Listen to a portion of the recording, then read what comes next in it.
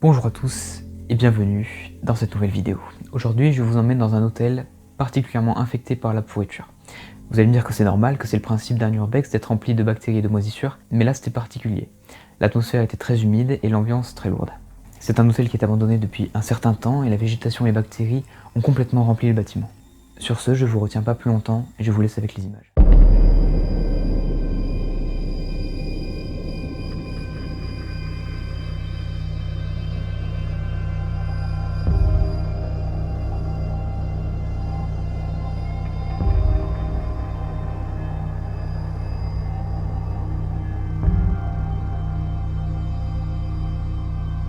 Bon, ça y est, me voilà à l'intérieur de l'hôtel. J'ai dû attendre 15 minutes dehors avec mon poncho en fixant l'hôtel.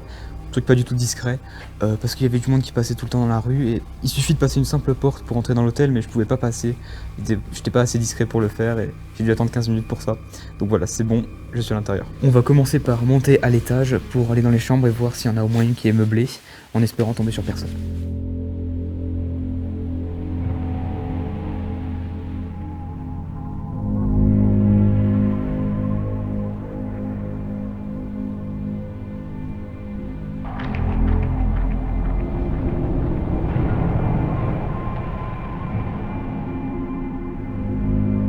J'ai fait le tour d'une dizaine de chambres et aucune n'est meublée.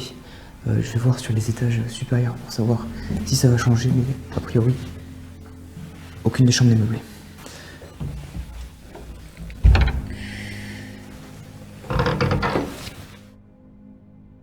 Alors, je me suis fait une immense frayeur parce que la porte ne s'ouvrait plus. J'ai cru que j'étais bloqué à l'intérieur du couloir. Mais non, c'est bon. En fait, c'était juste un aimant qui me bloquait un peu.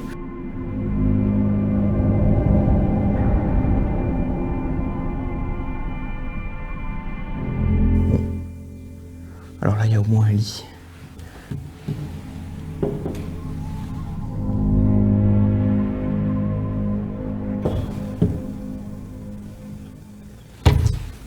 En urbex, c'est hyper angoissant d'ouvrir des portes. On a toujours l'impression qu'on va tomber sur quelque chose sur lequel on ne voudrait pas tomber.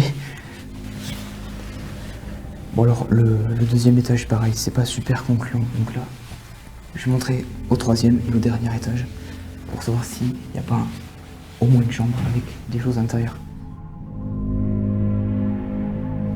Bon, c'est vite réglé.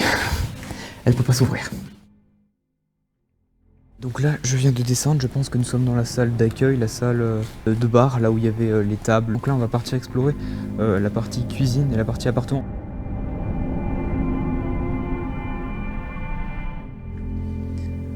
Bon, alors là, le sol sous mes pieds est particulièrement instable. Heureusement, je suis au rez-de-chaussée parce qu'au premier étage, je l'aurais pas tenté. Alors ça sent particulièrement mauvais et c'est particulièrement dégueulasse. Il y a une couche énorme de moisissures de plusieurs centimètres. Voilà, donc au départ c'était du jus d'ananas. Donc je vais vite sortir de ce bar parce que la nourriture est stockée et je sais pas depuis combien de temps l'hôtel est abandonné, mais tout est pourri et tout sent mauvais. Donc là nous sommes dans leur salle de bain. Je vais aller voir ce qu'il y a dans la douche. Il n'y a rien. Heureusement qu'il n'y a rien d'ailleurs.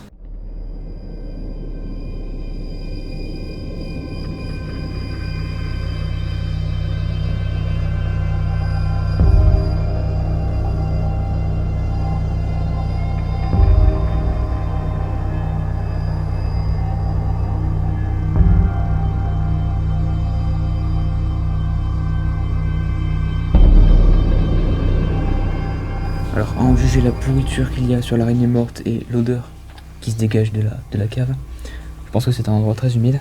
Bon, alors, je vais pas rester éternellement ici, déjà parce que ça pue énormément et c'est particulièrement glauque.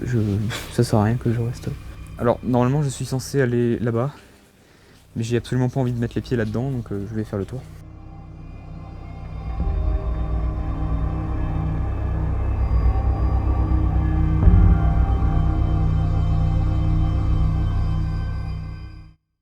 Bon, je vous l'ai dit, c'est un hôtel intense en humidité et par conséquent en odeur.